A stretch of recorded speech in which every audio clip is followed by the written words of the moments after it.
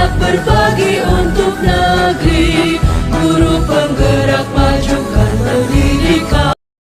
Dengan mengucapkan Bismillahirrahmanirrahim. Assalamualaikum warahmatullahi wabarakatuh.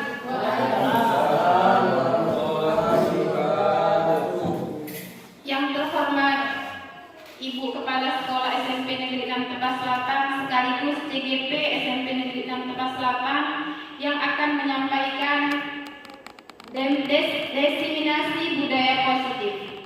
Nah, untuk itu marilah kita dengarkan sejenak penjelasan yang akan disampaikan oleh CGP kita, yaitu Ibu Rini Susanti Gulo. Kepada Ibu kami persilakan dengan segala hormat. Baik, assalamualaikum warahmatullahi wabarakatuh.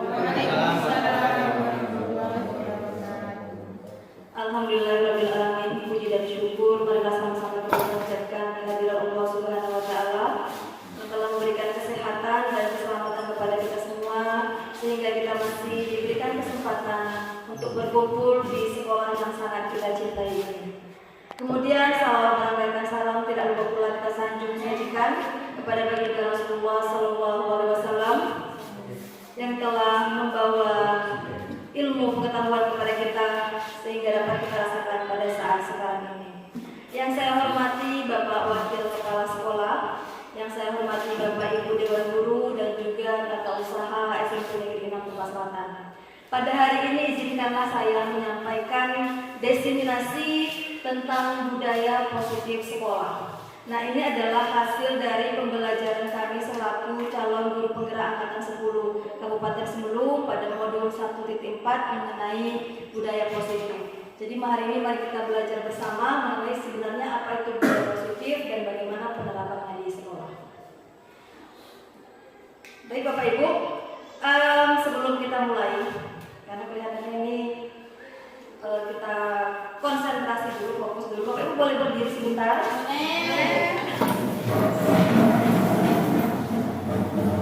Seperti biasa hanya bermain tepuk-tepukan. Ya, kita coba ya. Tepuk 1, tepuk 2, tepuk 3. Gampang sekali. Tapi untuk selanjutnya ada clue-nya nih. Clue-nya adalah guru. Kalau misalnya guru ini bilang guru tepuk 1, baru tepuk 1. Kalau tidak ada kata gurunya, tidak ada tepukan. Paham Bapak Ibu? Kita coba ya. Guru tepuk 2, guru tepuk 1, tepuk pramuka. Wah, masya Allah, masih keren sekali. Terima kasih Bapak Ibu. Guru tepuk tangan untuk kita semua. Ya, silakan Bapak Ibu. Itu hanya mengawali kita semua dan ternyata masih konsentrasi sekali dan ibu ini semangat untuk menyampaikan materi kita pada hari ini. Nah Bapak Ibu, sebelum kita masuk ke materi ada 4 pertanyaan. Ini saya ingin Bapak Ibu bisa jawab. Jawabannya adalah setuju atau tidak. Atau menurut Bapak Ibu gimana? Pertanyaan pertama, apakah Bapak Ibu setuju bila pemberian hukuman dapat mendisiplinkan siswa? Kemudian yang mana paling dekat? Menurut Bu ini gimana? Tidak setuju. Bu ini tidak setuju. Baik. Pertanyaan kedua, apakah pemberian hadiah meningkatkan prestasi siswa? Langsung kepada moderator kita nih. Jawabannya gimana? Baik, kalau menurut saya pemberian hadiah meningkatkan prestasi itu tidak akan bisa meningkatkan prestasi siswa karena di situ siswa menjadi menuntut dirinya harus berprestasi sehingga dia mendapat hadiah. Bagus sekali, luar biasa ya pendapat Bu Sunti. Yang ketiga, apakah guru harus mampu memberikan solusi untuk setiap siswa yang bermasalah? Gimana? Pak Ali lah boleh. Menurut Pak Ali gimana? Menurut saya guru harus mampu memberikan solusi untuk setiap siswa yang bermasalah. Terkadang ada guru juga yang memberikan solusi tapi belum juga mampu, kemudian dia harus bertanya kepada guru yang ahli seperti guru kita. Berarti menurut Pak Ali kita sebagai guru harus selalu punya solusi, walaupun solusi itu kedepannya bisa diterima atau tidak. Baik, yang selanjutnya, apakah guru boleh berperan sebagai teman bagi siswa? Silakan Pak Edi. Kalau untuk guru bisa sebagai teman bagi siswa supaya meningkatkan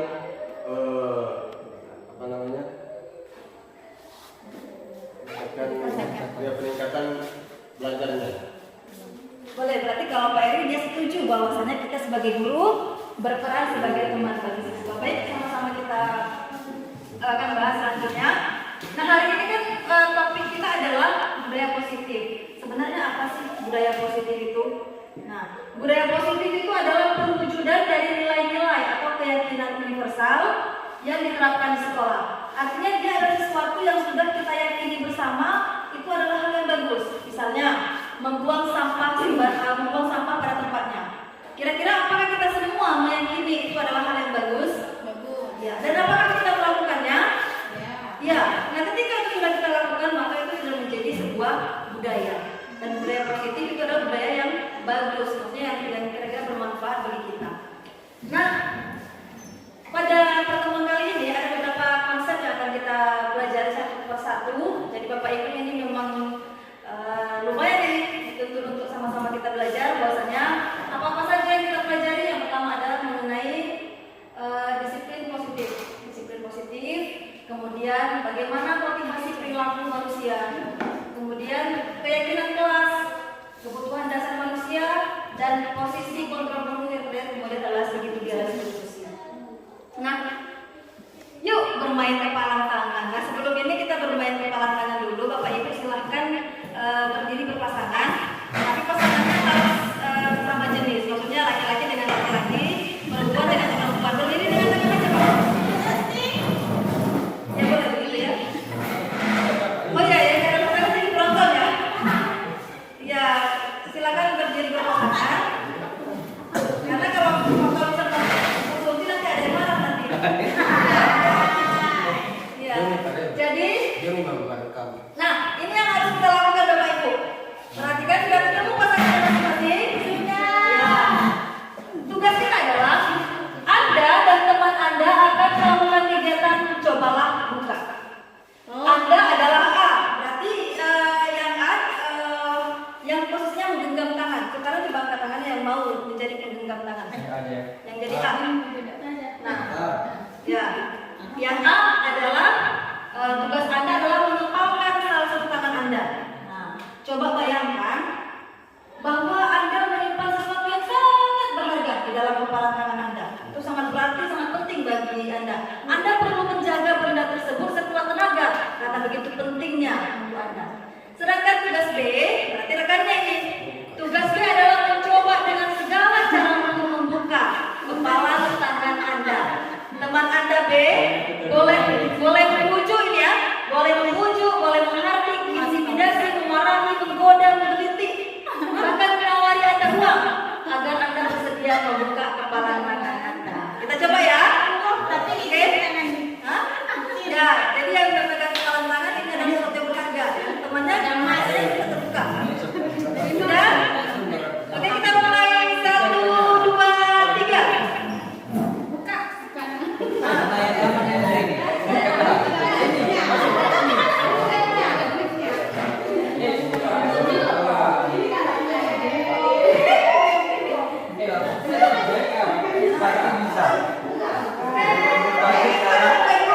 Silakan dibuka kepalan tangan temannya dengan segala macam cara dilakukan.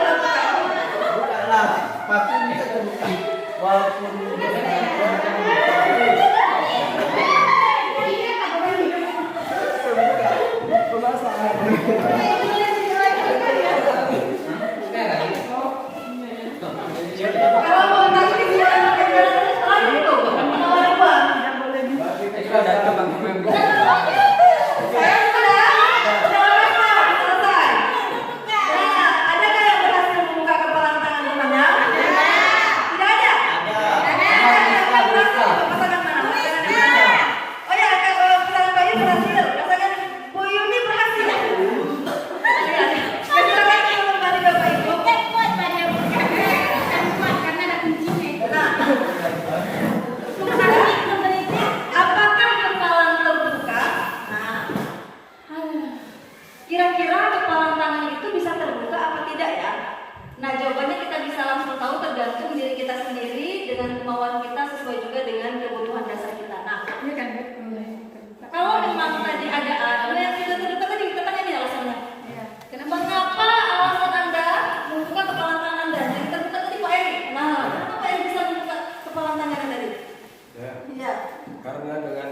unsur semangatnya sehingga kepala tangan itu sekuat apapun bisa terbuka. Oh iya, karena semangat Pak Yun bisa terbuka. Nah kalau yang ini tadi, Murista tadi ya, terbuka juga. Nah kenapa Murista bisa terbuka? Karena tadi sebelum membuka telapak tangan Bu Yuni, saya memang udah punya target. Ada kuncinya bisa membuka sesuatu. Jadi kalau misalnya tangan di kepala itu dibuka dari jari jempolnya. Jadi kalau jari jempol udah terbuka, pasti terbuka. Berarti Murista ada targetnya nih, tahu caranya. Iya, pertanyaan selanjutnya, kira-kira sesungguhnya siapa yang memegang kendali atau kontrol untuk membuka atau tidak membuka kepala tangan? Si B. Apakah si yang memegang telapak tangan atau yang membuka, yang punya kontrol untuk bisa membuka atau menutup kepala tangan? Yang punya yang mengepalkan tangannya. Yang mengepalkannya. Kenapa kira-kira bisa begitu? Silakan kita lihat di selanjutnya. Jadi permainan tadi sebenarnya ada maknanya.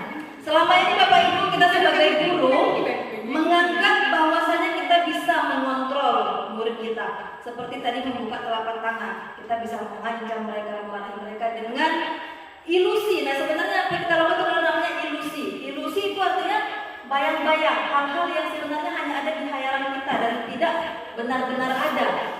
Ilusi yang pertama, ilusi guru mengontrol murid. Karena Bapak Ibu mungkin selama ini berpikir bahwa Bapak Ibu bisa mengatur anak murid, bisa menyuruh mereka duduk rapi, bisa menyuruh mereka membuang sampah pada tempatnya. Nah sebenarnya itu hanyalah ilusi. Artinya tidak benar-benar terjadi. Mengapa? Karena yang pertama, pada dasarnya kita tidak dapat memaksa murid untuk berbuat sesuatu jikalau murid tersebut memilih untuk tidak melakukannya. Itu yang ilusi yang pertama. Kedua, ilusi bahwa kritik dan membuat orang merasa bersalah dapat menguatkan karakter. Nah selama ini kita sering menggunakan kritik dan rasa bersalah untuk mengontrol murid menuju identitas yang gagal. Mereka belajar untuk merasa buruk. Oh ternyata perbuatan saya bersalah karena kita sering menyalahkan murid atas tindakannya. Dan itu akhirnya memberikan efek yang ternyata negatif bagi anak-anak kita. Kemudian ilusi bahwa semua perbuatan positif, efektif dan bermanfaat. Selama ini kita berpikir bahwa kita dengan memberikan hadiah kepada anak, penguatan-penguatan, penghargaan itu menguatkan mereka, tapi ternyata itu hanyalah ilusi. Tidak benar-benar berhasil membangkitkan mereka menjadi pribadi yang lebih baik lagi. Nah, yang terakhir, ilusi bahwa orang dewasa memiliki hak untuk memaksa. Karena kita merasa diri kita lebih dewasa daripada anak-anak kita, selama ini berpikir bahwa kita punya hak untuk mengatur mereka, dan itu ternyata hanyalah ilusi. Nah,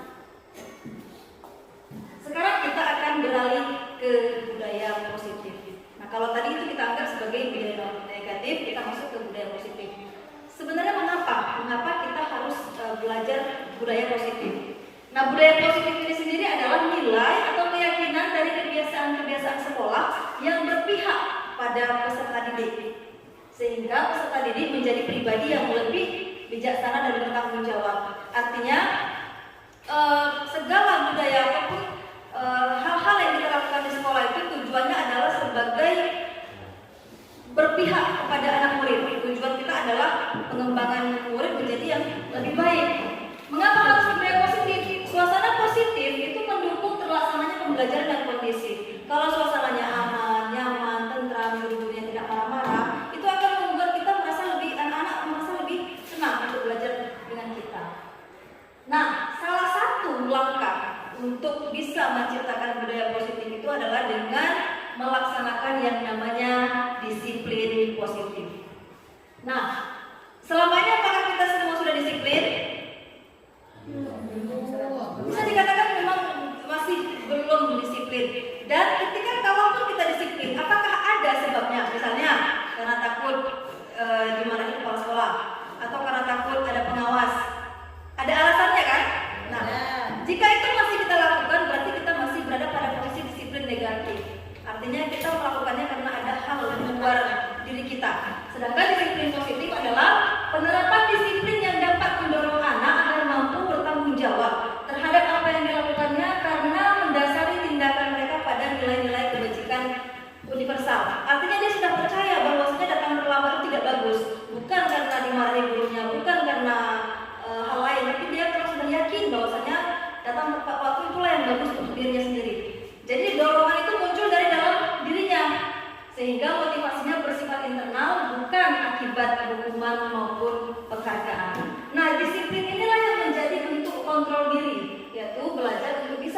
menyesuaikan dirinya sehingga bisa mencapai sebuah tujuan yang mulia. Di sini ada 3 pendekatan yang bisa digunakan untuk mendidik anak melakukan kontrol diri dan pembentukan kepercayaan diri. Namun 3 tanpa kekerasan dan tanpa ancaman. Berarti ini pendekatan yang disarankan oleh para ahli. Kita bisa melakukan disiplin positif dengan tanpa kekerasan dan tanpa ancaman, melainkan melalui komunikasi. Komunikasi tentang perilaku secara efektif antara guru dan peserta didik. Kemudian peserta didik juga bisa diajarkan untuk memahami konsekuensi apa yang mereka lakukan. Maksudnya ketika mereka melakukan sesuatu berarti mereka akan mendapatkan ini. Ini akan terjadi jika mereka melakukan ini. Mereka sudah tahu apa konsekuensinya. Kemudian menumbuhkan kesadaran bahwasanya peserta didik melakukan itu sesuatu tanpa sogokan, tanpa ancaman atau hukuman. Nah, apabila disiplin positif itu sudah bisa kita lakukan dengan baik, maka nilai-nilai kebajikan universal itu dapat terwujud. Sebenarnya nilai-nilai kebajikan universal ini banyak, tetapi kalau untuk pendidikan kita sekarang di kurikulum Merdeka, nilai-nilai kebajikan yang dituntut adalah yang 6 ini, profil pelajar Pancasila, yaitu berkebinekaan global, bergotong royong, kreatif, bernalar kritis, mandiri dan beriman, serta bertakwa kepada Allah yang Maha Kuasa. Oke, kita masuk ke motivasi perilaku manusia, tapi sebelum itu kita penyegaran dulu, Bapak Ibu ya. Supaya lebih fokus karena materi kita banyak ini. Jadi sini duduk aja. Duduk aja rutinnya untuk melihat apakah Bapak Ibu Bapak Ibu pernah lihat cacing? Pernah lihat ular? Ini kalau kita bandingkan keduanya, cacing pendek atau panjang? Pendek. Nah, kalau ular tadi? Panjang. Nah, hari ini kita kan ini sedang berniat untuk melakukan perubahan diri kita yang semulanya kurang bagus menjadi yang bagus. Hari ini kita buktikan apakah betul-betul Bapak Ibu bisa berubah melalui game ini. Berubahnya gimana? Selama ini kita tahu bahwasanya ular itu panjang dan ular itu cacing itu pendek. Sekarang kita coba ubah pandangan kita. Cacing itu panjang, ular itu pendek. Nah, itu ya. Coba kita tes dulu nih. Cacing panjang, ular pendek. Bagus. Nah, sekarang kita masuk ke gerakan.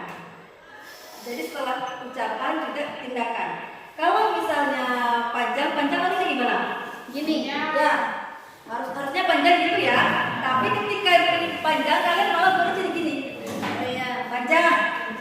Kemudian kalau pendek. Ya. Nah, itu balik. Boleh? Boleh. Jadi kalau misalnya tadi kita coba ya. Cacing panjang. Nah, begitu ya. Cacing pendek gitu. Oh. Cacing panjang. Cacing panjang. Cacing panjang. Cacing panjang. Tadi kita ubah dulu. Ubah dulu cacing yang pendek jadi panjang. Gerakannya yang panjang jadi pendek. Berarti kalau misalnya dibilang Ular. pengucapan ular misalnya kan ular pendek. Kebalikan. Cacing panjang. Oke, kita coba ini. Dekat aja lah dulu biar lebih enak. Oke. Ular cacing, ular cacing, ular cacing, ular cacing. Kok jawabnya ular? Cacing pendek. Panjang. Masih ada kopi ya Bapak Ibu? Ini udah kurang konsentrasi. Kita coba lagi ya. Ular cacing, ular cacing, ular cacing, ular cacing, ular cacing. Panjang. Panjang. Pendek.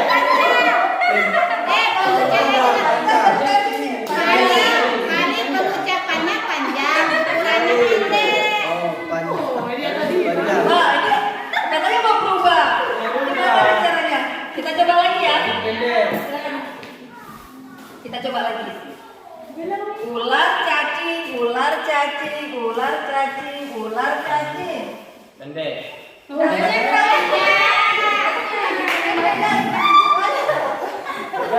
Wah, ini belum ada informasi nih Bapak Ibu. Ini jam rawat memang ini. Ini rame-rame lah ya. Kita coba rame-rame ya. Berdiri aja bukan? Hah? Berdiri aja bukan. Boleh berdiri boleh juga. Nah.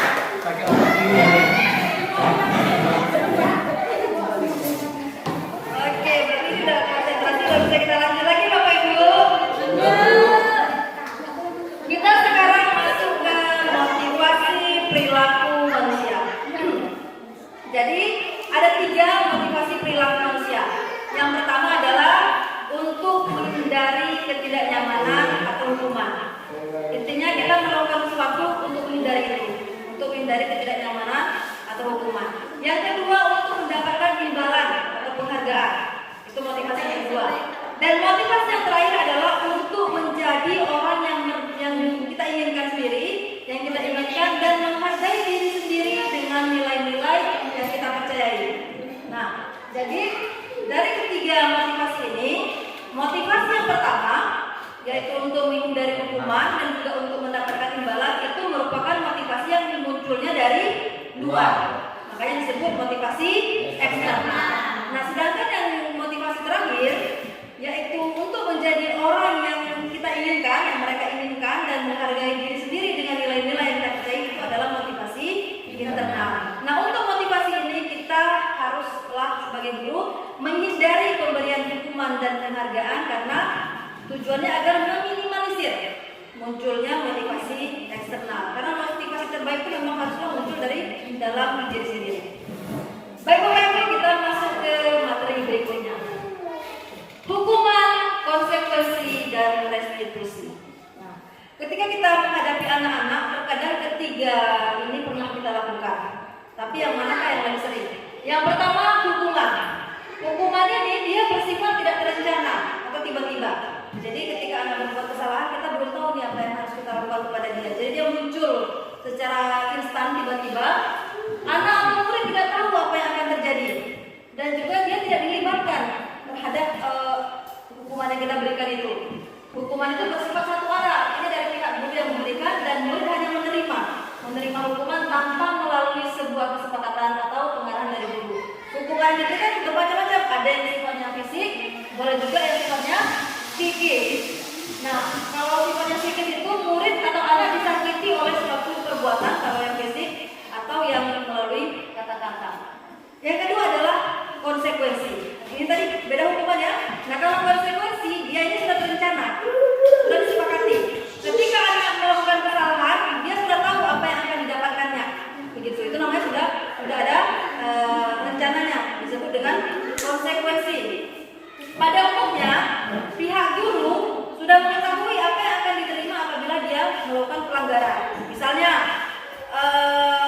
setelah 3 kali tugasnya tidak diselesaikan, maka murid akan kehilangan waktu bermain. Nah gitu. Dia sudah tahu. Misalnya ketika kita melupakan air, ya kan?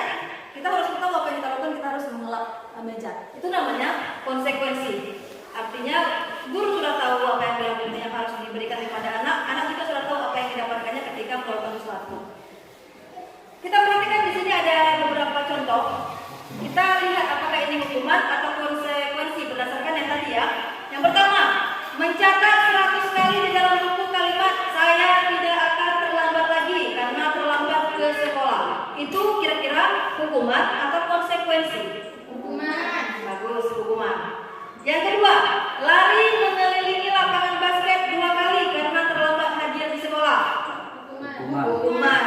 Oke, yang ketiga, membersihkan coretan yang dibuatnya di meja tulis. Konsekuensi. Betul. Murid diminta untuk push up 15 kali karena tidak menggunakan masker ke sekolah. Berdiri di depan kelas sambil mengangkat kaki satu karena tidak bisa menjawab pertanyaan. Ini ada 2 nih. Itu hukuman atau konsekuensi? Hukuman. Oke. Membersihkan WC karena merusak pensil teman. Konsekuensi. Membersihkan WC karena merusak pensil teman. Konsekuensi. Hukuman. Ayo.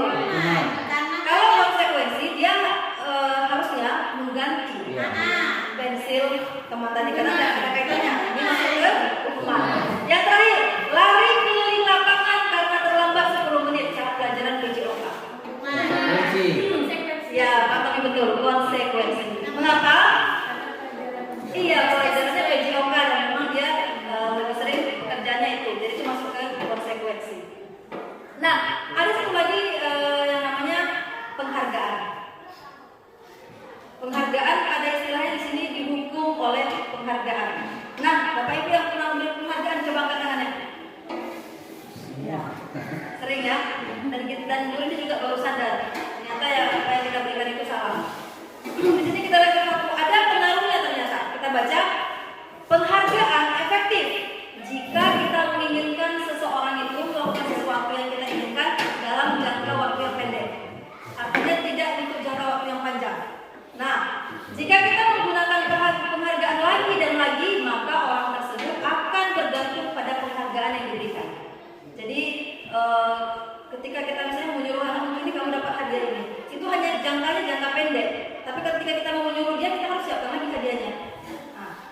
membangunnya. Kemudian sehingga muncul motivasinya itu memang bukan dari dalam, tapi dari luar. Kemudian ada lagi nih, jika saya mengharapkan suatu penghargaan dan tidak mendapatkannya, maka saya akan kecewa dan berkecil hati, serta kemungkinan lain kali saya tidak akan berusaha sekuat sebelumnya. Nah ini mungkin ada anak kita yang ketika gagal, dia gagal misalnya mendapatkan nilai yang lebih bagus, dia akan muncul rasa kecewa dan bisa jadi ke depannya dia justru tidak mau atau tidak berusaha lebih kuat lagi. Misalnya dia udah kerja keras nih kan, ujian dia belajar dengan tujuan tadi bisa dapat juara 1. Tahu-tahunya dia nggak dapat juara 1. Kedepannya bisa jadi dia nggak mau lagi melakukan hal itu, karena percuma belajar nggak dapat juara juga. Jadi gitu kan? Nah, jika kita memberikan seseorang suatu penghargaan untuk melakukan sesuatu, maka kita harus terus-menerus memberikan penghargaan itu. Jika kita ingin orang tersebut meneruskan perilaku yang ingin kita inginkan tadi. Kemudian, ketika seseorang diberi penghargaan atau dipuji di depan orang banyak, maka yang lain akan merasa iri. Dan sebagian dari mereka tidak menyukai orang yang diberikan penghargaan tersebut. Penghargaan itu akan menimbulkan persaingan di depan kelas, dan persaingan itu menimbulkan rasa cemas, kecemasan pada diri anak kita. Nah, ada lagi nih, penghargaan menghukum mereka yang tidak mendapatkan penghargaan. Ini contohnya ranking ya, misalnya dalam sistem ranking di kelas, mereka yang mendapatkan ranking kedua akan merasa paling dihukum. Ada kawannya, dia ranking 1, dia ranking 2, dia merasa dihukum. Mengapa dihukum? Karena dia merasa gagal kan.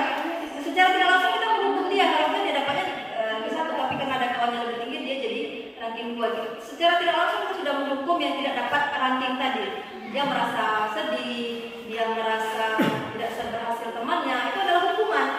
Nah, memberikan penghargaan dan hukuman adalah sama, karena keduanya mencoba mengendalikan perilaku seseorang. Pada dasarnya, orang tidak suka dikendalikan. Dalam jangka waktu yang lama, penghargaan akan terlihat sebagai hukuman. Nah, jika suatu penghargaan diharapkan, namun Anda tidak mendapatkannya, Anda merasa dihukum. Misalnya, Bu Yuni tadi, ketika di kelas dia pengen juara 1, tapi ketika tidak mendapatkannya, Bu Yuni akan merasa dihukum. Kita tidak berhasil mencapai yang diinginkan. Oke, apa contohnya? Jadi kalau kita berikan penghargaan, apa yang sebenarnya harus dilakukan? Sebenarnya penghargaan itu, contoh ketika anak-anak baru belajar membaca. Di sini ada contohnya, ketika anak baru belajar membaca, ketika dia sudah berhasil membaca, ada rasa bahagia, rasa senang yang muncul memang dari dalam dirinya. Nah, ketika kita belum pandai bersepeda misalnya, ketika kita belum pandai bersepeda, ketika kita berhasil bersepeda, ada rasa bahagia yang kita rasakan, Bapak Ibu kan? Sebenarnya itulah yang penghargaan yang sesungguhnya. Tapi kalau tadi kita buat lomba, misalnya siapa yang bisa naik sepeda akan dapat hadiah. Rasa bahagia tadi tidak sebesar ketika kita bisa bersepeda sendiri dengan dia ingin memang bisa bersepeda. Nah, jadi dan penelitian pun membuktikan apabila ada anak-anak yang kemudian yang satu kamu kalau bisa ini dapat hadiahnya ini, setelah yang lain tanpa penghargaan, dan ternyata lebih efektif atau lebih bagus kualitas dari orang yang tanpa penghargaan daripada yang diberikan penghargaan, karena dia fokus tujuannya bukan membayangkan hadiahnya tadi. Kadang-kadang orang berkreasi memikirkan hadiahnya harus begini, jadi dia fokusnya udah nggak ke hasil, tapi dia mengharapkan tadi hadiah tadi. Sementara orang yang tanpa diberikan iming-iming itu dia akan berusaha lebih maksimal dari dalam dirinya yang muncul untuk menimbulkan sesuatu yang bagus tanpa iming-iming penghargaan. Bapak Ibu, kita masuk ke keyakinan kelas. Ya, kemarin itu selama ini kita belum pernah membentuk keyakinan kelas kan? Ada yang kita bentuk peraturan. Peraturan sekolah ada, tidak boleh memakai sepatu selain warna hitam. Nah itu kan peraturan sekolah.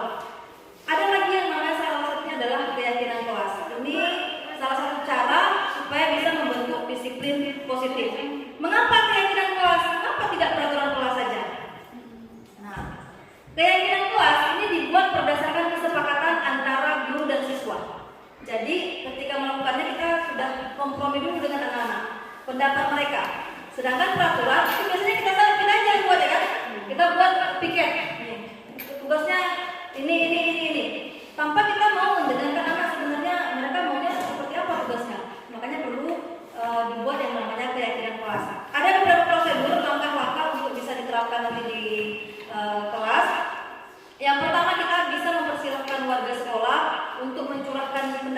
sendiri tentang peraturan yang sudah disepakati, yang akan kita buat. Nah, kemudian mencatat semua masukannya, ganti kalimat negatif menjadi positif. Misalnya, kalau tadi tidak membuang sampah sembarangan, itu kan kalimat negatif, kita ganti menjadi membuang sampah pada tempatnya. Jadi kata-kata tidak, jangan berjalan di misalnya itu kan kita ganti jadi berjalanlah di koridor, berjalanlah di sini.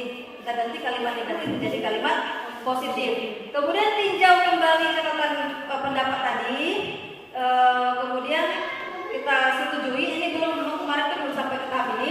Setelah disetujui ditandatangani oleh semua anak-anak kita di kelas, baru kemudian ditempel di dinding kelas. Kemarin sudah kita lakukan di kelas.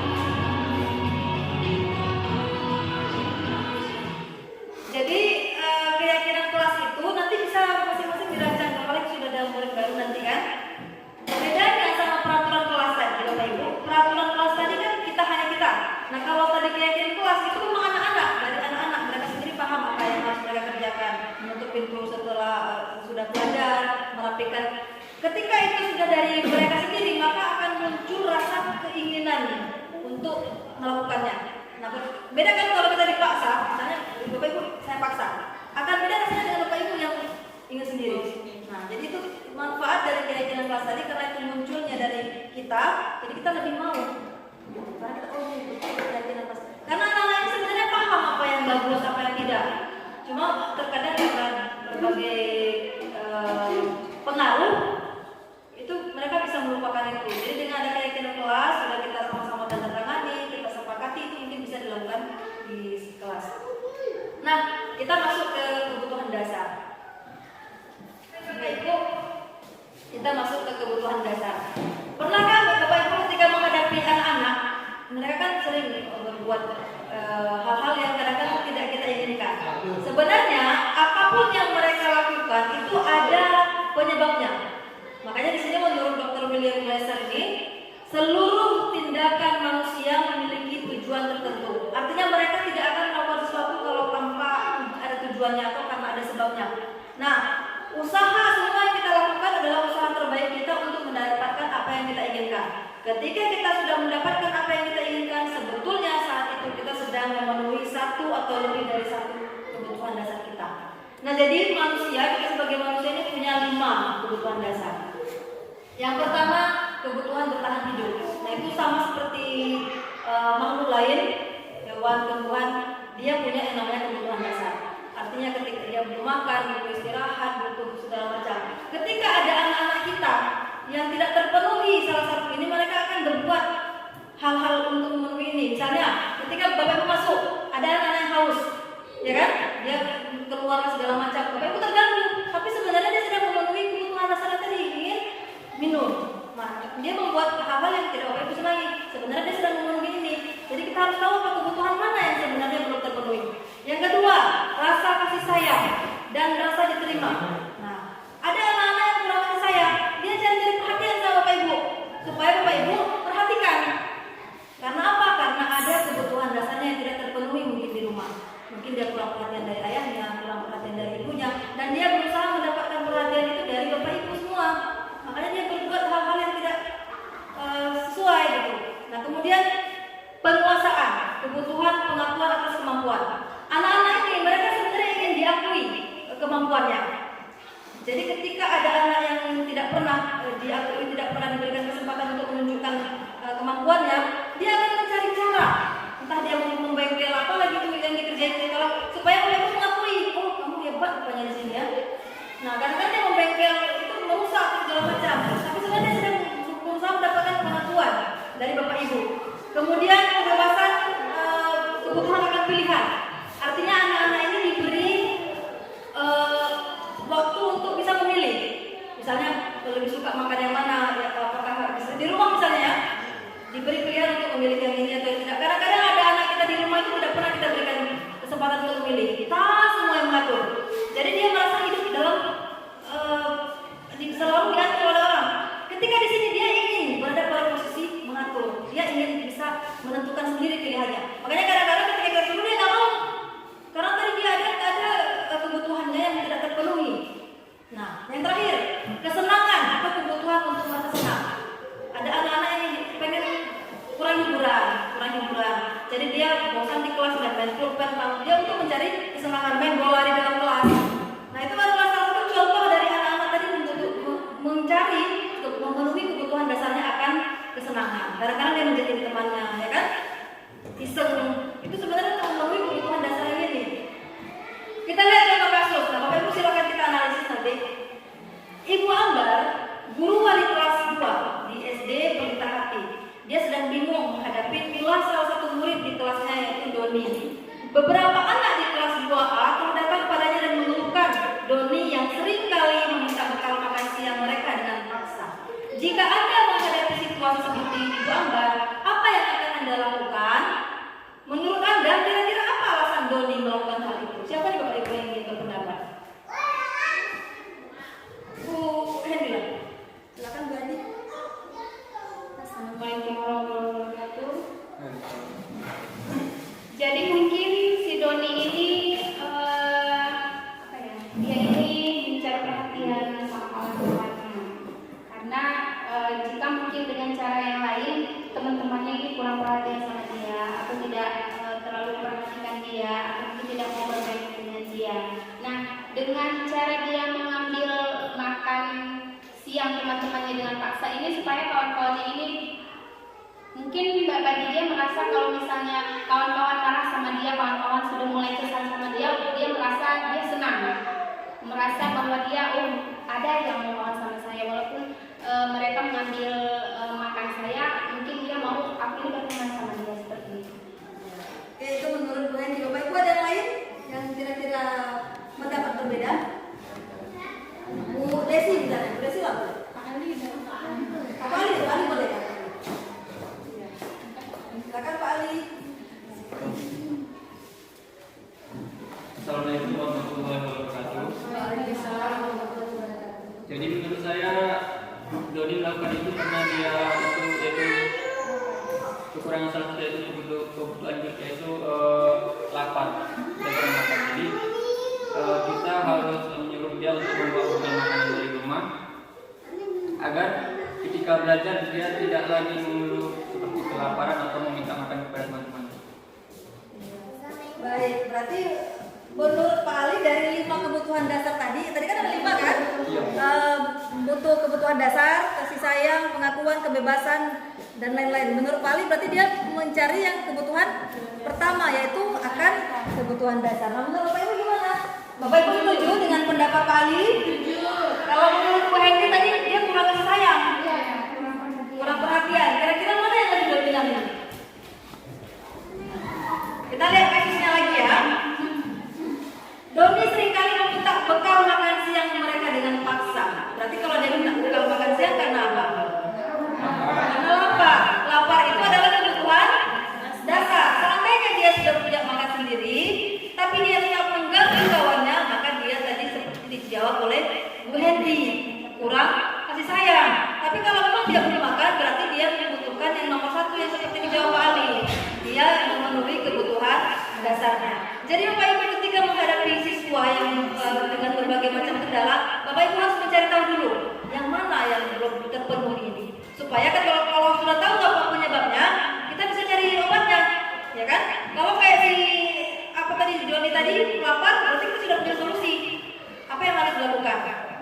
Nah, apakah Bapak Ibu mau traktir makan siang gratis, ya kan? Atau meminta dia untuk membawa bekal makan seperti yang disampaikan Pak Ali? Yang penting kita sudah tahu dulu penyakitnya. Ya. Nah, Bapak Ibu, kita lanjut lagi nih. Kita masuk ke posisi kontrol guru. Ada 5 posisi kontrol guru sebagai guru. Yang pertama menghukum, yang kedua membuat rasa bersalah, yang ketiga sebagai teman, yang keempat sebagai pemantau, yang terakhir adalah manajer. Tadi kan ada pertanyaan kan, apakah kita bagus menjadi teman? Nah, kita akan belajar bersama-sama di sini. Nah, yang pertama adalah penghukum. Bapak Ibu silakan saya berefleksi nih ya. Bapak Ibu dari 5 tadi masuk ke mana? Silakan diingat-ingat bersama-sama bersama anak. Penghukum ciri-cirinya, dia menggunakan hukuman fisik maupun verbal. Guru-guru yang menggunakan ini biasanya ngomong gini, patuhi aturan saya, atau awas kamu latihan, gitu kan? Atau kamu ini selalu saja salah. Nah, apalagi selalu dan pasti kamu ini selalu terakhir selesai. Intinya kita menyalahkan anak terus. Guru seperti ini senantiasa percaya bahwa hanya satu cara untuk bisa menyelesaikan atau supaya pembelajaran berhasil, yaitu cara dia. Cara murid nggak ada, cara dia. Kalau mau bisa belajar ini kamu harus ikuti cara gurunya. Nah, contohnya ini ada kasus tentang anak yang terlambat. Jadi ibu penghukum ini tadi dengan nada suaranya yang tinggi, mata melotot, ya kan, jari menunjuk-nunjuk, gini. Kita anak terus dia bilang gini, terlambat lagi, pasti terlambat lagi, selalu datang terlambat. Kapan bisa datang tepat waktu? Itu kan tadi kan. Sekarang tanyakan kepada diri Bapak Ibu, bagaimana perasaan murid ketika Bapak Ibu melakukan hal seperti ini? Nah, kemungkinan perasaan anak murid ada yang marah, ada yang mendendam, bahkan ada yang lebih agresif lagi. Bisa jadi dia kembali duduk, dia mencoret-coret bukunya, merusak ini, atau bahkan yang lebih kejam lagi dia merusak. Entah, contohnya di sini Honda Bapak Ibu ya, membocorkan ban Honda. Intinya dia membalas dendam karena muncul rasa benci ke kita tadi, itu sebagai penghukum. Yang kedua adalah sebagai pembuat rasa bersalah. Nah, kalau kita pada posisi ini kita ngomongnya lembut nih, bersuara lebih lembut. Jadi diam-diam kadang suasananya dibuat hening, gitu kan? Jadi diajaklah hening. Kemudian kata-kata lembut. Ibu sangat kecewa sekali dengan kamu. Jadi suara pelan tuh, hening suasananya nggak ribut-ribut kan? Berapa kali Bapak harus memberitahu kamu ya? Gimana coba kalau orang tua tahu kamu seperti ini? Nah, jadi anak-anak pun akan merasa muridnya itu buruk. Saya ternyata buruk sekali ya gitu. Sudah mengecewakan gurunya. Akan muncul rasa seperti itu. Jadi kita sebagai pembuat rasa bersalah ini kita membuat dengan wajah yang memelas, sedih gitu kan? Misalnya nih, Adi ini, kamu ini bagaimana ya? Kamu sudah berjanji dengan ibu tidak akan terlambat lagi. Kamu kenapa senang kali mengecewakan ibu? Ibu benar-benar kecewa sekali. Nah, kasus si Adi tadi. Nah, apa hasilnya kalau misalnya hal ini kita lakukan? Murid akan merasa bersalah. Bersalah telah mengecewakan ibu atau bapak gurunya. Murid akan merasa menjadi orang yang gagal dan kadang-kala sikap ini lebih berbahaya daripada sifat penghukum tadi. Mengapa? Karena emosinya terpendam di dalam. Kalau tadi dimarahi mungkin dia akan agresif membalas dendam, tapi kalau ini dia mungkin memendam perasaan bersalah tadi, dan sifat yang terpendam itu justru lebih bahaya karena akan sesuatu meledak. Nah yang ketiga, teman. Nah ini yang teman tadi kan. Guru pada posisi ini tidak menyakiti murid. Dia nggak menyakiti murid. Dia akan berupaya mengontrol murid dengan persuasi, dengan bahasa-bahasa yang mengajak, yang santai lah. Posisinya ini bisa negatif, bisa positif ini. Nah, dia bilang begini dengan nada bahasa yang santai kan. Ayo bantulah, ada di bapak ya. Ayo ingat nggak bantu bapak selama ini. Nah gitu dia ngomong sama murid santai. Ya sudah, lain kali nggak apa-apa. Nanti aku bantu bereskan masalah ini ketika anak-anak bermasalah kan. Hal negatif dari posisi teman ini adalah bila suatu saat guru tersebut tidak membantu, maka murid akan kecewa dan berkata, saya pikir bapak adalah teman saya. Karena tadi saya ingat ya, saya pikir tadi bapak teman saya, tapi ketika kita membantu dia merasa seperti itu. Murid merasa dikecewakan dan tidak mau lagi berusaha. Hal itu lain mungkin yang akan timbul adalah murid akan bertindak untuk guru tertentu. Karena dia tadi senang sama Pak Eri, dia mau sama Pak Eri aja. Kalau sama teman ini dia nggak suka, nggak mau dia menuruti apa yang dibilang Bu Eri. Karena yang dia anggap temannya adalah Pak Eri, Bu Eri bukan temannya. Nah, itu yang akan muncul.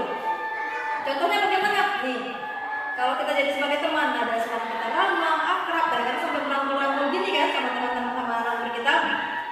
Kalau tadi ada yang terlambat, kita bilang gini, Adi, ayolah, bagaimana sih kamu? Kemarin kamu sudah janji ke bapak, bukan? Kenapa terlambat lagi? Ya, dengan tertawa ringan. Ya sudah, tidak apa-apa, duduk sana. Nanti bapak guru bantu kamu ini. Jadi akrab. Murid akan merasa senang dan akrab dengan guru. Ini termasuk dampak yang positif. Tapi dampak negatifnya, murid menjadi tergantung kepada guru tersebut. Bila ada masalah, dia merasa bisa mengandalkan guru tersebut untuk membantunya. Dan ini memang ada anak-anak kita, karena dia sudah dekat dengan gurunya yang ini, beda. Perlakuannya ke guru yang ini beda dengan perlakuan gurunya yang ini. Karena guru yang ini penghukum, yang ini tadi teman.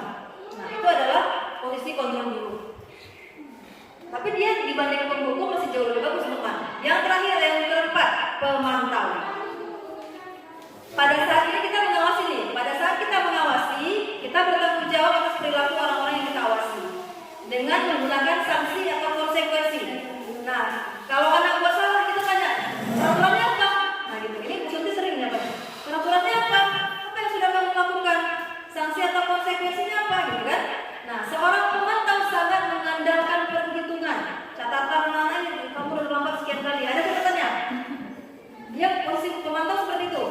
Kesalahan-kesalahan anak ada di absen sekian kali ini. Nah, ada daftar ceknya. Posisi pemantau itu berasal dari stimulus respon. Artinya ketika kita berikan stimulus, maka akan ada respon. Ketika anak melakukan sesuatu, maka dia harus bisa bertanggung jawab terhadap apa yang dilakukannya. Contohnya, nah tadi kasus terlambat tadi ya. Kalau pemantau ini dia nggak ramah, dia datar aja ekspresinya. Suara datar, bahasa tubuhnya formal.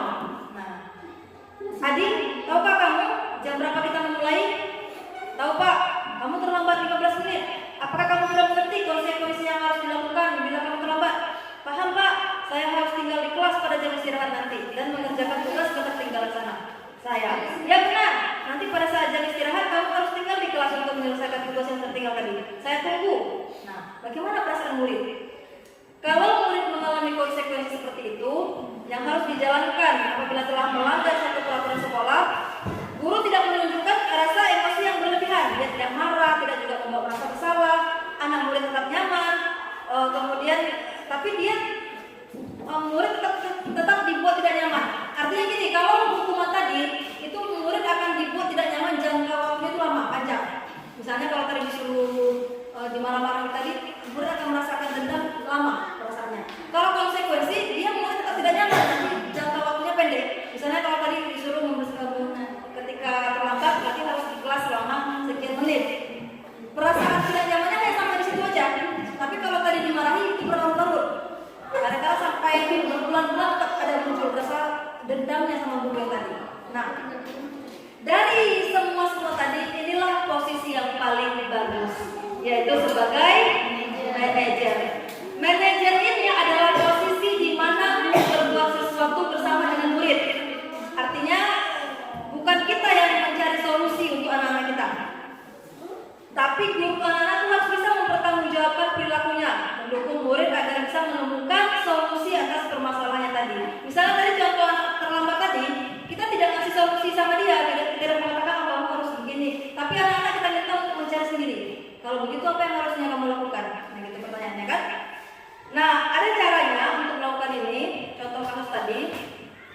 Adi misalnya, tadi kan si Adi yang terlambat. Adi, apakah kamu mengetahui jam berapa sekolah dimulai? Tahu Pak, jam 7 katanya kan? Ya, jadi kamu terlambat. Kira-kira bagaimana kamu akan memperbaiki masalah ini? Nah, ini kita tanyakan kepada anak murid sendiri. Jadi biarkan dia berpikir, apa ya berarti yang harus dilakukannya untuk memperbaiki tadi. Nah, terus dia bilang, saya bisa menanyakan teman saya Pak untuk mengejar tugas yang tertinggal tadi. Nah, itu jawaban si anak kan? Berarti anak udah dapat solusi sendiri untuk masalahnya. Baik, itu bisa dilakukan. Apakah besok akan ada masalah untuk kamu agar kamu bisa hadir tepat waktu ke sekolah? Tidak Pak, saya bisa hadir tepat waktu. Saya hargai usahamu untuk memperbaiki diri. Nah, anak diperbolehkan kembali ke kelas. Dia tidak dihukum, tidak disuruh tinggal di apa namanya? Tidak disuruh tinggal di sekolah ketika jam istirahat, tapi dia bisa menemukan sendiri solusinya dan kita tinggal melihat lagi apakah itu berhasil, apakah itu sudah dilakukan atau belum. Nah begitu. Jadi bukan kita yang mencari solusi, tapi anak mencari sendiri solusinya. Kita hanya perlu membimbing. Nah, Bapak Ibu sudah capek? Ini materi terakhir ya, segitiga restitusi. Kita bermain dulu lagi lah. Ya. Kita berpasangan aja. Pasangannya ini boleh laki-laki, boleh perempuan. Boleh baru ingat, boleh ada ini. Kita bermain sebentar ya. Berdiri aja Bapak Ibu ya. Dan Bapak Ibu sudah berdiri bersama pasangannya? Ya. Cluenya itu nama-nama buah. Ya. Kita kasih buahnya apa ya? Mangga. Kalau mangga mundur satu langkah. Ya kan? Oh, bukan ya. Pisang maju satu langkah. Mangga mundur. Ya, pisang maju. Kalau apel diam. Durian.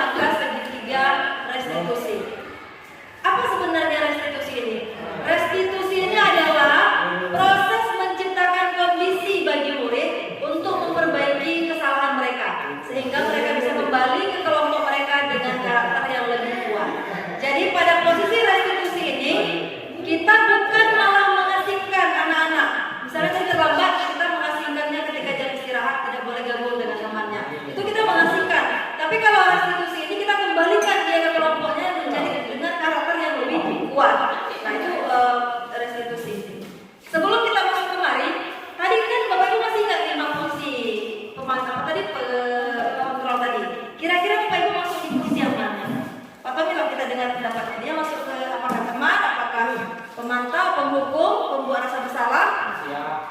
Manajer. Kalau saya kadang-kadang nggak tentu, kadang-kadang jadi teman, ada juga kadang-kadang seperti yang manajer tadi, karena tiap hari enggak, setiap hari harus menjadi teman, kadang-kadang berganti-ganti Bu. Kalau untuk menghukum kadang-kadang ada juga, karena tidak tentu. Iya, kira-kira Tapi yang saya kebanyakannya lebih ke teman. Oke, berarti Pak Tommy lebih banyak menjadi teman. Terima kasih. Untuk Pak Sumardin, menurut Pak Sumardin lebih banyak kemana? Oleh pemantau. Teman. Benar pendapat saya. Terkadang tiap hari saya mengambil posisi sebagai teman juga. Kenapa? Karena antara guru dengan siswa itu lebih banyak mengungkapkan pemikiran-pemikiran sebagai teman. Kalau tidak sebagai teman, barangkali siswa tidak dapat menerima apa yang saya sampaikan. Oke. Adakah yang berbeda Bapak Ibu? Ya, Bu Sunti silakan. Baik. Nah, kalau saya lebih ke yang pertama itu pemantau, karena kenapa? Itu pernah saya lakukan juga di kelas 7. Nah, yang selanjutnya di kelas 8, karena mungkin saya belum ketidaktahuan saya pernah juga di pembuat rasa bersalah karena saking anak kelas 8 luar biasa. Jadi di situ mungkin kalau menghukum salah, kemudian terakhir saya pernah membuat yaitu yang membuat rasa bersalah dengan bertanya selembut-lembutnya kepada siswa. Iya. Oke, berarti Bu Sunti pernah menjadi pembuat rasa bersalah. Mungkin yang lain juga pernah melakukan hal itu. Siapa yang lebih sering menggunakan fungsi penghukum? Tidak ada ya, karena sejauh ini pun kita lihat Bapak Ibu jarang memberikan hukuman yang terlalu berat. Lebih seringnya menjadi teman memang, kemudian membuat rasa bersalah juga sering, ya, memantau juga sering. Nah, yang menjadi manajer ini, nah kita harus belajar untuk bisa menjadi manajer. Artinya kita harus ingat tadi, kita tidak bisa mengontrol anak. Tidak ada orang yang bisa kita kontrol selain diri kita sendiri. Kita hanya perlu ingat itu. Kemudian kita ingat lagi apa sebenarnya tadi 5 kebutuhan dasar tadi. Ya kan, ketika anak berbuat sesuatu pasti ada sebabnya. Yang mana yang belum terpenuhi? Nah, itu yang kita ingat. Kemudian yang terakhir, kita harus ingat posisi kontrol kita supaya anak merasa lebih nyaman. Kita sebaiknya harus menjadi manajer. Mungkin ketika mengingat ini, Bapak Ibu yang tadinya mau marah bisa jadi hilang marahnya. Nah, jadi berpikir lagi. Kalau kita digituin, perasaan kita gimana? Baik Bapak Ibu, kita sekarang masuk ke yang terakhir, segitiga restitusi tadi. Nah, langkah yang pertama adalah menstabilkan identitas. Ada 3 langkah ketika anak-anak bermasalah. Boleh Bapak Ibu panggil ke ruangan Bapak Ibu atau langsung di tempat boleh, tapi kalau boleh jangan di depan teman-temannya. Lebih baik kita saja dengan anak-anak itu. Kita panggil ke tempat yang khusus. Langkah pertama kita menstabilkan identitas. Pada saat kejadian itu anak-anak pasti merasa cemas, apalagi dipanggil Bapak Ibu, kenapa nih dipanggil? Apa yang terjadi? Apa salah saya? Nah, langkah pertama adalah kita stabilkan identitasnya dengan mengatakan berbuat salah itu manusiawi, tidak apa-apa. Tidak ada manusia yang sempurna. Saya juga pernah melakukan kesalahan seperti yang anak kita buat misalnya. Dengan menyampaikan hal seperti itu, anak-anak yang tadinya merasa bersalah akan menjadi lebih rileks. Nah, karena dia sudah tahu bahwasanya tidak ada manusia yang sempurna. Baru kemudian yang kedua, kita masuk tindakan yang kedua, yaitu validasi tindakan yang salah. Kita bantu anak mengenali atau memahami sebenarnya kesalahan dia itu apa. Kita sampaikan bahwa semua tindakan itu pasti ada tujuannya. Kita tanya, mengapa dia melakukan tadi? Pasti ada alasannya. Kita nggak berlangsung, oh kamu begini. Kita tanya dulu, mengapa si anak tadi melakukan kesalahan tersebut. Ketika dia sudah mengakui kesalahannya, Bu saya begini-gini, kita nggak harus langsung menyalahkan. Bahkan kita boleh mengangkat gini, padahal kamu bisa aja kan melakukan hal yang lebih buruk. Misalnya kalau anak terlambat tadi kan, dia datang ke sekolah, kita bisa mengatakan, padahal bisa saja kan kamu nggak hadir, tapi kamu lebih memilih hadir. Nah, jadi anak-anak tadi walaupun merasa bersalah, dia merasa tidak meringan rasa bersalah tadi. Nah, kemudian kamu pasti punya alasan mengapa melakukan hal itu. Yang ketiga, kamu patut bangga pada dirimu sendiri karena kamu telah melindungi sesuatu yang penting buatmu. Nah, ini misalnya kalau anak berkelahi ya, anak berkelahi dengan rekannya, mereka berkelahi pasti ada sebabnya. Nah, ketika dia kemudian anak mengatakan dia berkelahi itu karena mempertahankan misalnya barangnya, miliknya, karena nggak mau diganggu, itu kita tidak boleh melakukan kita bahkan boleh memujinya dengan mengatakan kamu sebenarnya bangga, harus boleh bangga pada dirimu karena kamu sudah berusaha mempertahankan yang memang menjadi milik kamu gitu.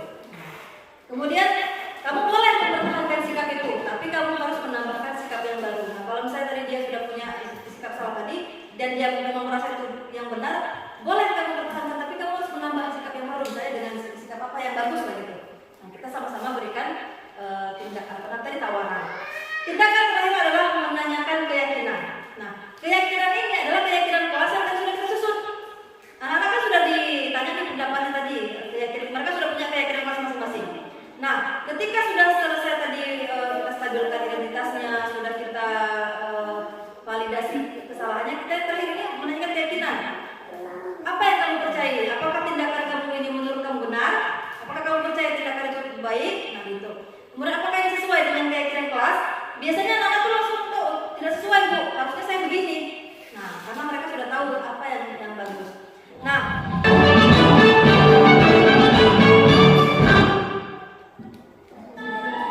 Assalamualaikum. Waalaikumsalam.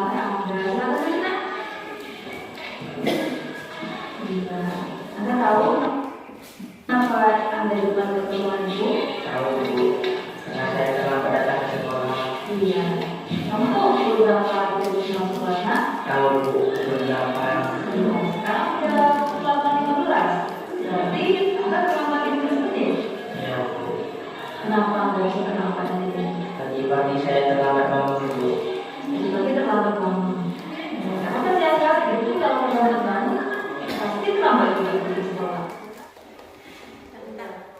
jadi Bapak Ibu, itu adalah sedikit contoh mengenai bagaimana kita menghadapi anak yang datang terlambat. Pada posisi itu tadi kasusnya si Angela, anak kita, dia terlambat ke sekolah. Padahal seandainya tadi guru ini langsung marah-marah, kamu ini agak terlambat terus gini segala macam, atau masih hukuman dia buang sampah sembarangan, mengutip sampah, itu berarti guru ini sudah mengambil posisi sebagai penghukum. Dan itu adalah posisi yang kalau boleh kita hindari. Kecuali sudah tidak ada jalan lagi ya, tapi itu kalau bisa restitusi ini bisa kita lakukan berulang-ulang. Misalnya gagal nih, udah kita buat restitusi tapi masih juga anaknya, bisa kita lakukan berulang-ulang.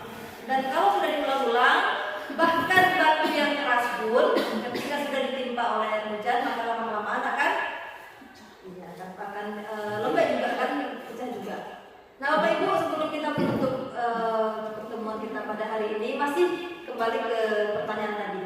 Kita tanyakan kembali pertanyaan yang pertama tadi. Siap. Apakah hukuman dapat mendisiplinkan siswa? Tidak. Ya, ini udah umum, udah jadi percobaan kita secara umum ya. Apakah pemberian hadiah meningkatkan prestasi siswa? Tidak.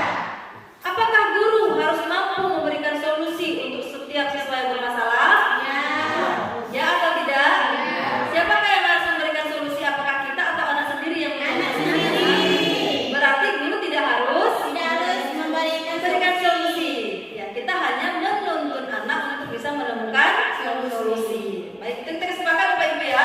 Yang terakhir, apakah bagus jika guru berperan sebagai teman bagi siswa? Tidak. Ada fungsi yang lebih bagus ya. Ini sebagai baik Bapak Ibu. Sekian diseminasi kita pada hari ini. Walaupun Bu ini tahu serba kekurangan, banyak hal-hal yang mungkin tidak sesuai. Tapi sebelum itu Bu ini berikan kesempatan lah untuk sesi diskusi. Bu ini kembalikan kepada moderator. Silakan saya kembalikan kepada moderator.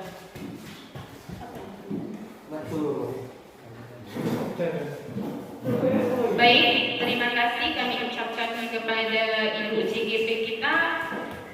Semoga apa yang disampaikan bisa kita jalankan dengan sebaik mungkin dan bisa menjadi referensi buat kita semua. Amin.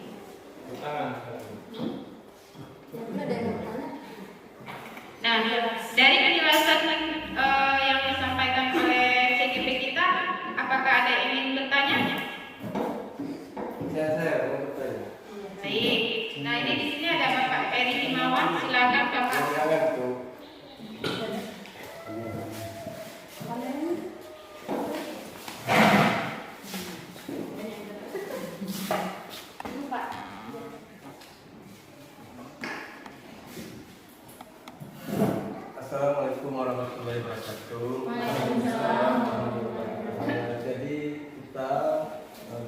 sering di kelas selalu mengalami yang namanya guru bandel di dalam kelas, ya, mulai ribut, mulai mengganggu teman-temannya, mulai keluar masuk kelas. Jadi pertanyaan saya, gimana menghadapi siswa yang seperti itu? Apa kita menghukum atau bagaimana? Terima kasih.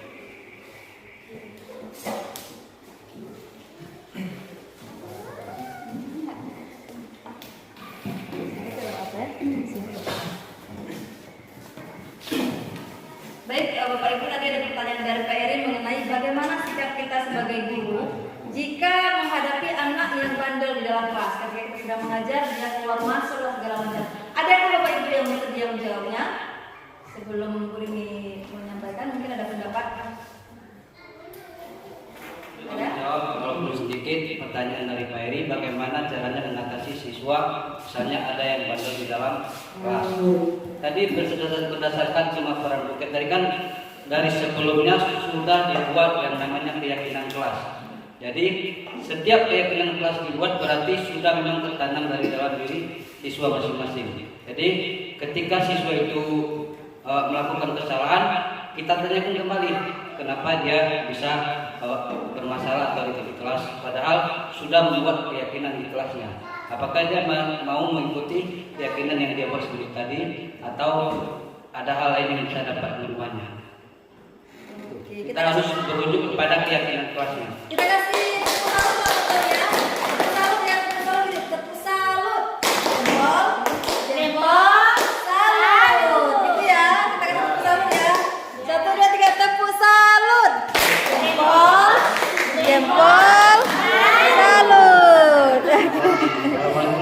Iya. Nah, yang kedua ini. Nah.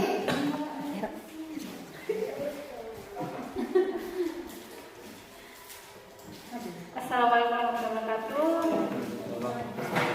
Ini sedikit penambahan aja ya, karena sebenarnya tadi jawaban kami itu kurang lebih sama seperti Pak Tommy, yaitu merujuk pada keyakinan kelas tadi. Karena di awal kan kita sudah membuat kesepakatan bahwasanya tidak boleh ribut ketika masuk kelas.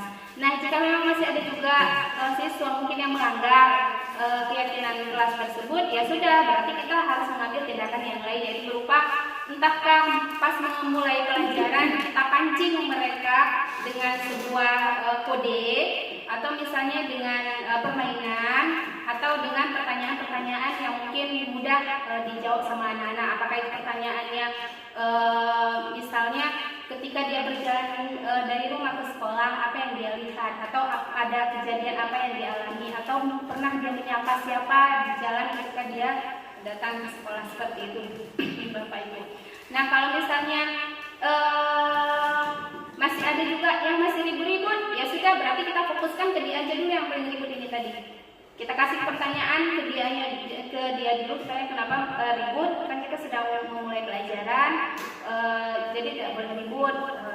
Coba kita sekarang belajar dulu, nanti waktu ribut ada masanya ketika setelah belajar selesai, seperti itu.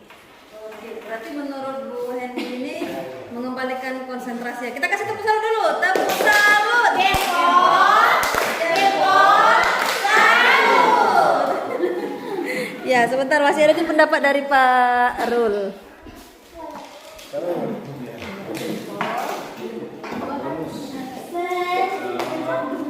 Assalamualaikum warahmatullahi wabarakatuh.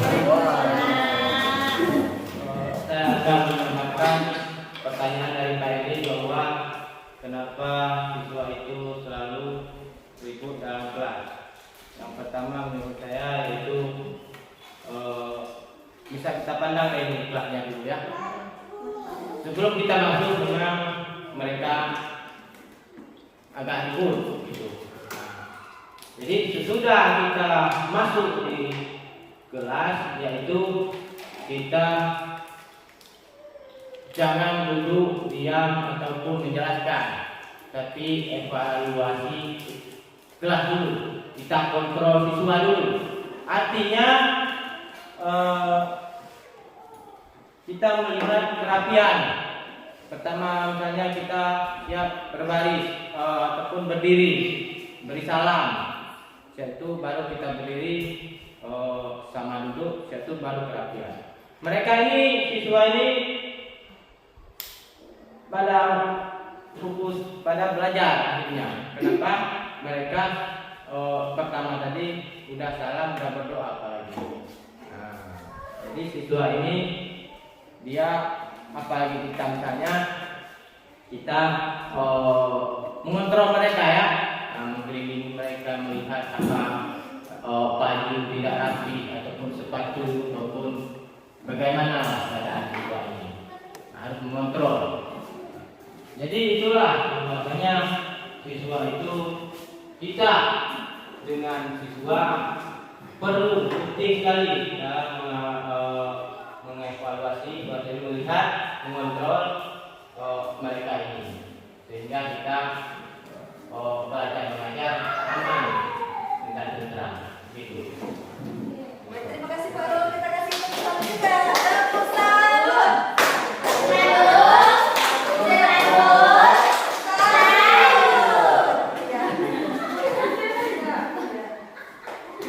Berarti Pak Rul juga ada kesamaan sedikit dengan Ibu Hendy di awal tadi, bahwasanya kita mengembalikan konsentrasi siswa dulu supaya fokus ke tujuannya. Nah, boleh ditambahkan selain dari usaha untuk mengembalikan konsentrasi tadi dan juga dengan keyakinan pola seperti disampaikan Pak Tommy, kita harus juga kembali ke tadi kebutuhan apa yang berusaha dipenuhi oleh anak kita tadi. Misalnya dia ribut karena pulpennya diganggu, berarti kebutuhan dasarnya tadi yang tidak terpenuhi. Kita cari ketika sudah tahu masalahnya, berarti kita membantu selesaikan itu.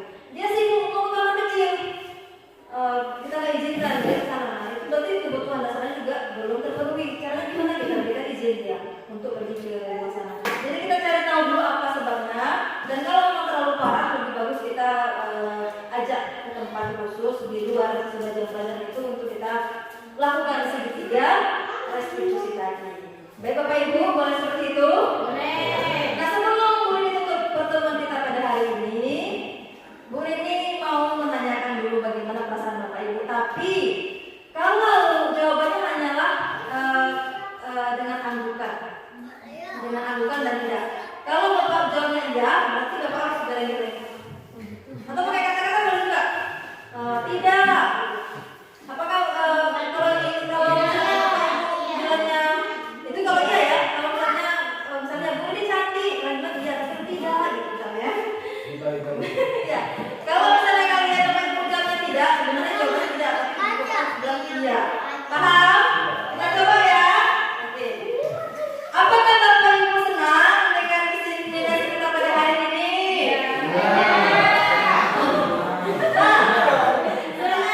Tadi kan tidak lah, jawabannya adalah tidak atau iya. Kalau Bapak Ibu senang, dan sebenarnya tidak gitu.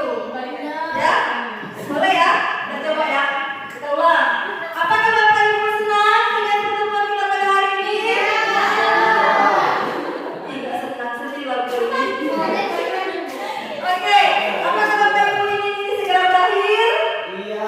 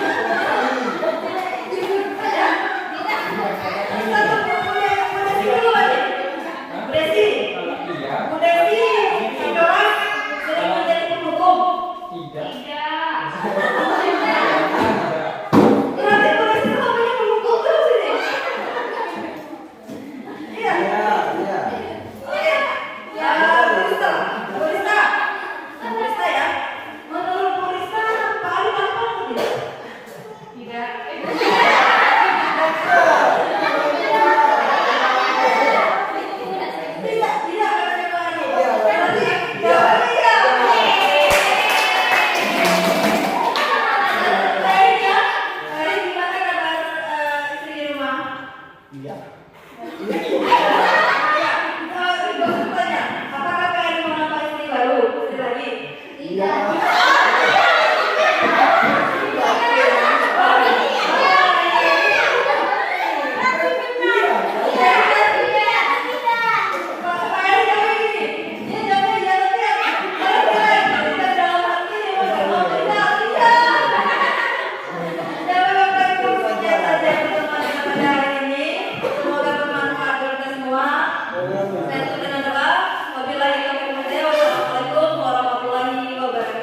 Waalaikumsalam.